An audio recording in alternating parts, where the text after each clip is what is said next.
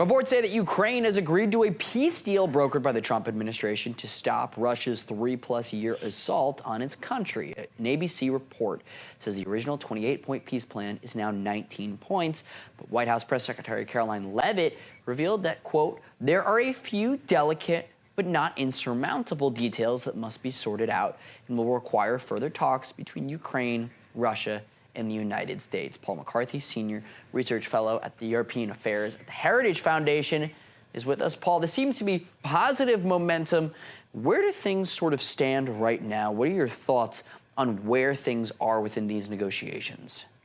Well, it's great to be with you, Daniel. And the Trump administration is doing what no one else could do right now, which is try and end this horrible war. There are reports that Ukraine has agreed to a peace plan. I assume that peace plan is going to be shared with the Russians very soon. There are still outstanding issues that need to be hammered out. But in essence, there's been an agreement between the U.S. and the Ukraine, according to reports. That's just the first step. One of the most difficult issues for the Ukrainian side is giving up territory, and that's something that needs to be hammered out between President Trump and President Zelensky. But I think we're moving in the right direction. Paul, how crucial is the idea and the concept of security guarantees in this deal? Obviously, we had the Budapest Memorandum many years ago, and then we saw Russia ultimately seize Crimea and then invade under the Biden administration.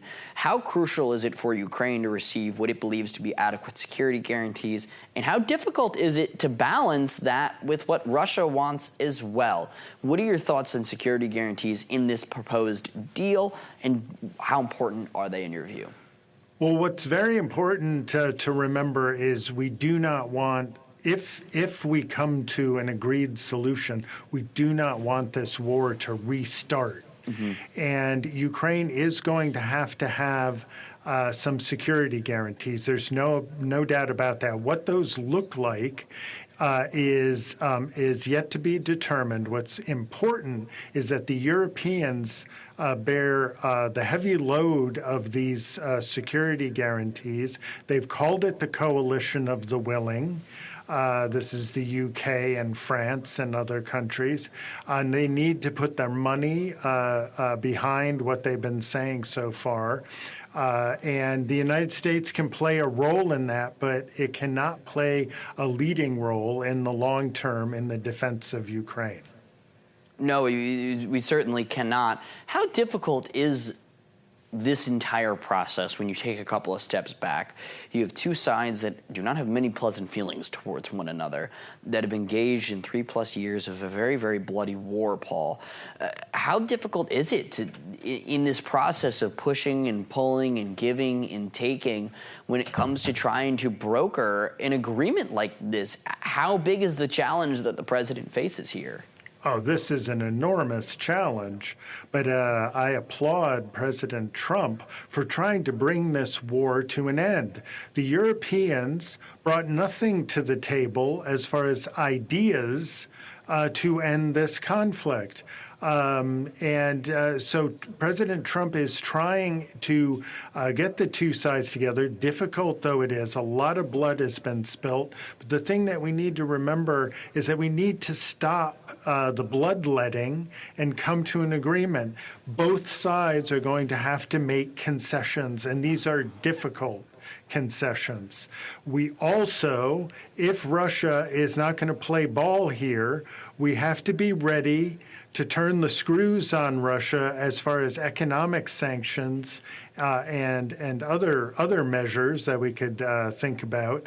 Already we have sanctions on their big oil companies. There's also liquid LNG as well, Gazprom, that has yet to be fully sanctioned. So these could all be on the table as possible measures to increase pressure on Russia so that they could come to the table.